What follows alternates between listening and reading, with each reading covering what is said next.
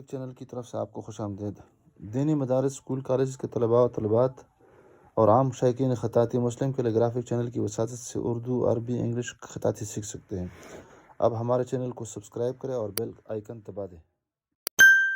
اردو خط لاہوری نستعلیق طرز اور تختی نمبر 1 کے ذیل میں ہماری آج پہلی ویڈیو ہے اور وہ الف کے بارے میں ہے۔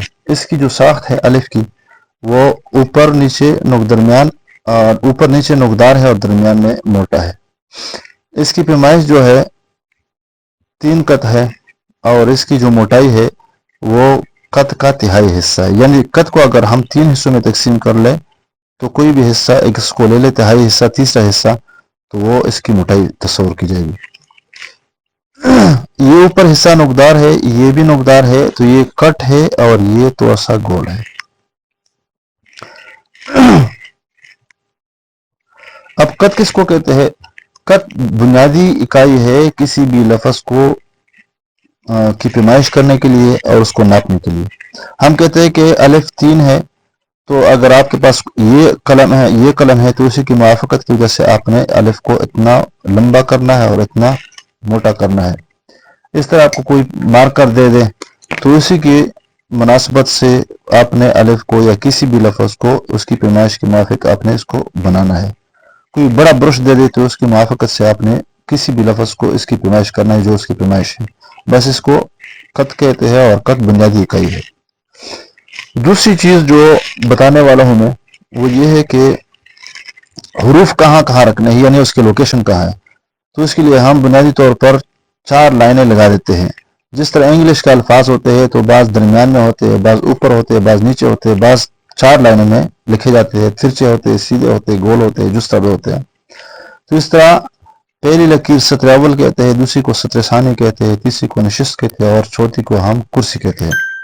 پھر سطر اول اور سطر ثانی کے درمیان کا جو فاصلہ ہے وہ 3 قط ہے، یہ ظاہر ہے، نظر آ رہا ہے، 1 2 3۔ سطر ثانی اور نشست کے درمیان 2.5 قط کا فاصلہ ہے، یعنی 2 اور نصف۔ اس طرح نشست اور کرسی کے درمیان کا بھی جو فاصلہ ہے وہ بھی 2.5 قط کا فاصلہ ہے، یعنی 2 اور نصف۔ پہلے کہا جا چکا ہے کہ الف کی جو پیمائش ہم نے بتا دی ہے 3 قط لمبائی ہے اور 1 تہائی حصہ موٹائی ہے، یعنی موٹا کتنا لکھیں گے۔ اب یہاں پر الف کو بنانے کی کوشش کرتے ہیں تو الف کو کہاں رکھیں گے؟ الف کو یہاں پہ رکھیں گے، یعنی سطر ثانی اور نشست کے درمیان۔ البتہ یہاں پہ اس کا تھوڑا سا نوک نکال دیں گے تاکہ الف 3 قط مکمل ہو جائے، کیونکہ یہ جو پیمائش ہے یہ سطر ثانی اور نشست کے درمیان کا جو فاصلہ ہے یہ 2.5 قط ہے اور ہم نے کہا ہے کہ الف 3 قط ہے۔ تو قلم کو یہاں پہ رکھیں گے اور کس طرح رکھیں گے؟ بالکل سیدھا نہیں بلکہ تھوڑا سا معمولی سا، اور بس یہ چھوٹی انگلی نیچے رکھیں گے اور قلم کو 90 اینگل پہ نہیں بلکہ 100 اینگل پہ یہاں پہ رکھیں گے اور یہاں پر ہمارا پہلا مرحلہ یہاں پہ مکمل ہو جائے گا۔ یہ ہمارا پہلا مرحلہ ہے، یعنی ہم نے اس کٹ کو بنانا ہے، اوپر نوکدار اور یہ کٹ پہلا مرحلہ۔ دوسرا مرحلہ ہمارا یہ ہے کہ ہم نے اس کو پیچھے لے کے آنا ہے، اور ساتھ ساتھ قلم کو سیدھا بھی کرنا ہے، اور یہ جو لائن ہم نے بنانی ہے وہ لائن ہم نے سیدھی بھی بنانی ہے۔ یہ ہمارا دوسرا مرحلہ ہے۔ تو بیچوں بیچ میں آپ یہ ٹچنگ بھی کر سکتے ہیں۔ 2 مرحلے ہمارے ہو گئے۔ تیسرا مرحلہ ہمارا یہ ہے کہ ہم نے اس لکیر پہ پہنچنا ہے، اور جس طرح یہ کٹ ہے تو یہ پیچھے سے یہ کٹ نہیں بلکہ تھوڑا سا اس کو ہم نے گول بنانا ہے۔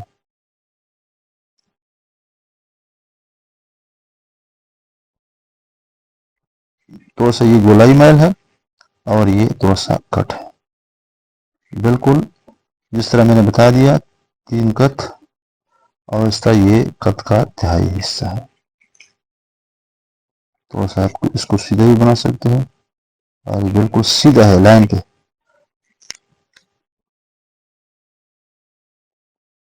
تو میں نے یہ بتا دیا کہ قلم کو یہاں پہ لے کے آنا ہے، پھر معمولی سے اس طرح سیدھا کرنا ہے، اور بھی سیدھا کرنا ہے، اور یہاں پہ جب لے کے آئیں گے تو اس کو مزید اس اینگل پہ لے کے آنا ہے۔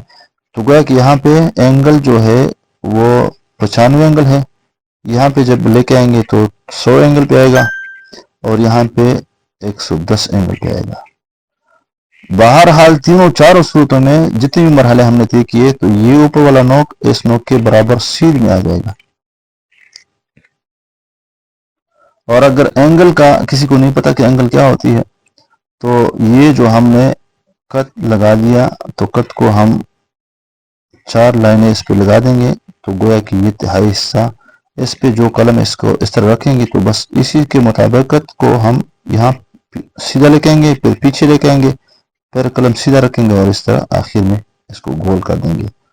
تو اسی کے مطابق اس کی وجہ سے بھی اینگل کا بھی پتہ چل جائے گا، اور جو الف کی جو موٹائی ہے یہ بھی اس کے ساتھ صحیح ہو جائے گی۔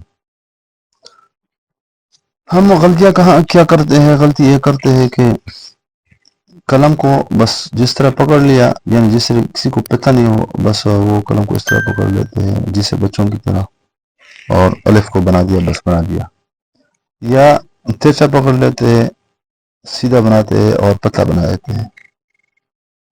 یہ گویا کہ بالکل جس کو سر سے علم نہ ہو کہ خطاطی کیا چیز ہوتی ہے، یا کچھ نہ کچھ علم ہوتا ہے اور یا لفظ کو دیکھتا ہے کہ یہ سیدھا ہے، کٹ ہے، اور یہ پھر اس طرح اوپر نیچے نقدار ہے، تو یہ نقدار کا پتہ ہوتا ہے، یا لفظ کو دیکھتا ہے، لیکن آگے قلم کو چلانا مشکل ہوتا ہے تو یہ کٹ بنا دیتا ہے، اور پھر لفظ پھر یہ سیدھا کرنے کی کوشش کرتا ہے تو یہ اس طرح بنا دیتا ہے، اس طرح بنا دیتا ہے، تو ٹیڑھا بناتے ہیں۔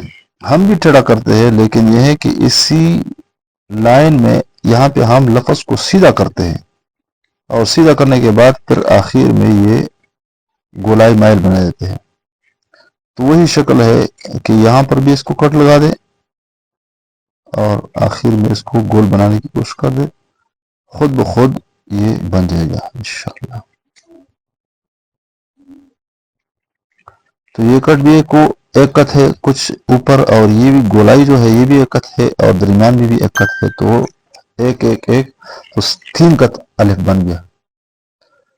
کٹ پین، اس کے ساتھ ہم کٹ پین بھی بتا دیتے ہیں کہ کٹ پین کے ساتھ یا مارکر کے ساتھ یا بال پین کے ساتھ، البتہ یہ ہے کہ قلم کے ساتھ لکھنا، یعنی لکڑی کا جو قلم ہوتا ہے ان کے ساتھ لکھنا ان لوگوں کے لیے ہے جو کچھ نہ کچھ علم رکھتے ہیں، کچھ نہ کچھ سیکھا ہوتا ہے، لیکن اگر کوئی علم نہیں ہے، یا اسکول کے بچے ہیں یا امتحان کی تیاری کرتے ہیں، تو ان کے لیے طریقہ یہ ہے کہ کٹ پین کے ساتھ لکھا کریں۔ قواعد قلم کے سیکھیں اور دیکھیں، لیکن پریکٹس اور مشق کٹ پین کے ساتھ۔ اسی طریقے سے یہاں پر قلم کو اس طرح میں پکڑ لیتا ہوں، انگوٹھے اور شہادت کی انگلی اور درمیانی انگلی تھوڑا سا اس کو میں قابو میں رکھتا ہوں، اور یہ اس کو میں تھوڑا سا دبا دیتا ہوں، یہاں نشان بھی پڑ جاتا ہے اس کا۔ تو طریقہ یہ ہے اس میں کہ یہاں پر کثرت کے ساتھ، اگر قلم کے ساتھ لکھنا ہے تو ایک ہی لفظ لکھا کرے لیکن سوچ سمجھ کے، اور اگر کٹ پین کے ساتھ لکھنا ہے تو وہ زیادہ مشق کرنی ہے اور زیادہ کثرت کے ساتھ اور سوچ سمجھ کے اور قواعد کو ملحوظ رکھتے ہوئے۔ اگر کٹ پین کے ساتھ لکھنا ہے تو تبھی وہی طریقہ ہے، یہ الف ہے، وہی نوک اور وہی نقدار سے اور وہی پیمائش، اگر کچھ کمی بیشی رہ جائے تو کوئی مسئلہ نہیں ہے، لیکن وہی طریقہ ہے کہ اوپر نیچے نقدار ہو، درمیان میں موٹا ہو۔ بال پین کا بھی وہی طریقہ ہے، اسی بھی زیادہ تو سے یہاں پہ اس طرح کرنا چاہیے تاکہ اس میں لچک برقرار رہے۔ میں جو بتاتا رہتا ہوں کہ جی اس کی شکل ہے، اس کی ساخت ہے، یہ اس لیے بتاتا رہتا ہوں کہ تاکہ سمجھنے میں آسانی ہو جائے۔ دوسری یہ ہے کہ پڑتال کرنے کا طریقہ ہے کہ جی میرا لفظ صحیح ہے یا نہیں بن رہا ہے۔ اگر شکل اور ساخت جو میں بتاتا رہتا ہوں کہ یہ جی فلاں شکل ہے فلاں شکل ہے، اس کے موافق ہو جائے تو سمجھو کہ میرا لفظ صحیح ہے۔ پڑتال کرنے کا طریقہ یہ ہے۔